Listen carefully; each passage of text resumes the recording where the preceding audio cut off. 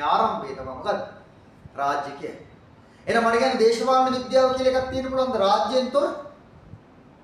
රාජ්‍යයෙන් තොර දේශපාලනයක් තියෙන්න පුළුවන්ද? බැහැ.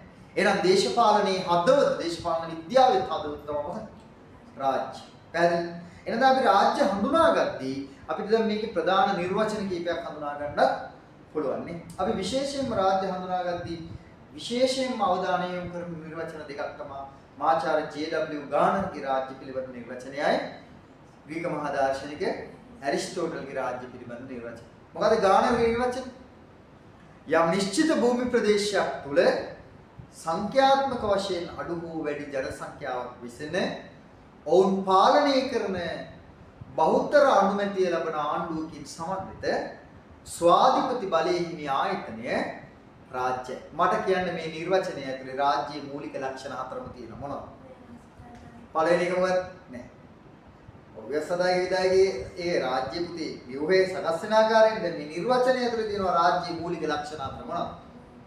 පළවෙනි එක මොකක්ද? නිශ්චිත දේශ සීමාව. නිශ්චිත භූමිය. යම් නිශ්චිත භූමි ප්‍රදේශයක් තුල. ඒ කියන්නේ අනිවාර්යයෙන්ම රාජ්‍යයකට තියෙන්න ඕන මොකක්ද? භූමියක්. සංඛ්‍යාත්මක වශයෙන් අඩු හෝ වැඩි ජන සංඛ්‍යාවක්. ඒ කියන්නේ රාජ්‍යයකට ඉන්න ඕන අනිවාර්යයෙන්ම මොකක්ද? ජන සංඛ්‍යාවක්. ජාතික පදනම කියනවා. ඔවුන් පාලනය කරන බහුතර අනුමැතිය ලබන ආණ්ඩුවක් තියෙන්න ඕන. ආණ්ඩුවක් තියෙන්න ඕනේ. ආණ්ඩුවපත් වෙන්න ඕන කාගේද? ජනතාවගේ බහුතර අනුමැතිය. ඊට පස්සේ ජනතාව පාලනය කරන්න නම් තියෙන්න ඕන මොකක්ද? ස්වාධිපති බලය. දැන් ගානර්ගේ නිර්වචනය ඇතුලේ නූතන භෞමික රාජ්‍යයේ මූලික ලක්ෂණ හතර නැද්ද?